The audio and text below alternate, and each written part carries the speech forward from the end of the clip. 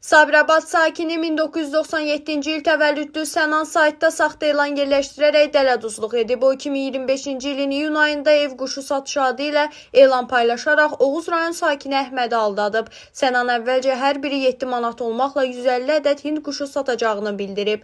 Daha sonra isə 1148 manat müqabilində 190 ədəd quş verəcəyinə dair yalan vəd verib. Əhməd buna inanaraq həmin məbləği onun bank kartına köçürüb. Sənan isə pulu ələ keçirərək vədinə əməl etməyib. Ona qarşı Cinayət Məcəlləsinin 178.1-ci maddəsi dələduzluq ilə ittiham irəli sürülüb. Oğuz rayon məhkəməsinin hökmü ilə Sənan 1 il 28 gün müddətinə azadlığın məhdudlaşdırılması cəzası alıb. Cəza müddətində ona gecə saat 23:00-dan səhər 07:00-dək evdən çıxmaq, həmçinin Sabirabad rayonunun hüdudlarını tərk etmək qadağan edilib.